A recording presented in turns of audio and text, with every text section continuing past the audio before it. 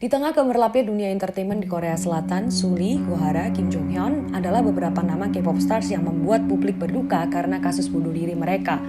Gue yakin kalian juga udah pada tahu kalau mereka bukanlah kasus pertama yang terjadi. Udah ada banyak kasus sebelum dan sesudahnya. Sebagian besar dari kasus bunuh diri di kalangan K-pop idol karena alasan depresi akibat cyberbullying yang terjadi melalui akun sosmed mereka. Tapi kalau dipikir-pikir, di Indonesia kurang banyak apa artis yang dibully sama netizen. Meskipun mereka nggak fine-fine aja, tapi mereka nggak sampai memutuskan untuk mengakhiri hidup dengan cara bunuh diri. Terus apa ya kira-kira yang menjadi alasan terbesar sehingga mereka depresi dan memutuskan untuk suicide? Di balik ketenaran mereka yang kita pikir bisa menghasilkan banyak duit, tinggal di rumah gede, punya hidup yang rasanya nggak kenal kata susah, ternyata salah. Banyak dari K-pop idol yang harus tinggal bareng di apartemen yang sempit selama bertahun-tahun. Ini nggak semua sih, belakangan agensi-agensi K-pop mulai memperbaiki fasilitas mereka.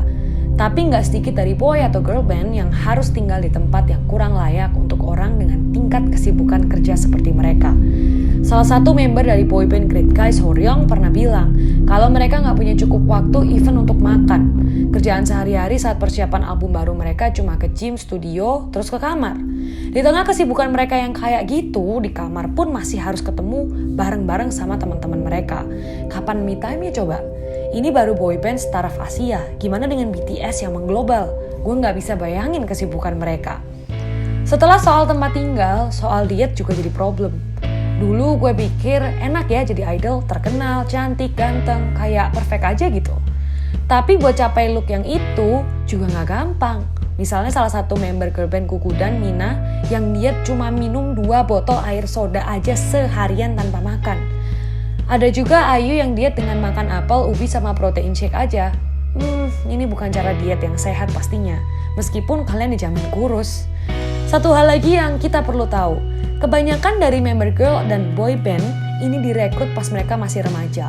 Jadi dari muda mereka dibiasain sama hidup yang menekan mereka. Dan biasanya mereka udah nggak akan dipakai lagi sama agensi setelah usia mereka di atas 25 tahunan.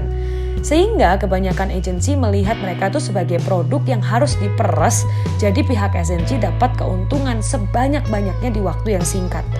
Gue rasa hal-hal inilah yang akhirnya memicu depresi ditambah dengan segala bumbu cyberbullying sebagai pelengkap di akhir hidup mereka.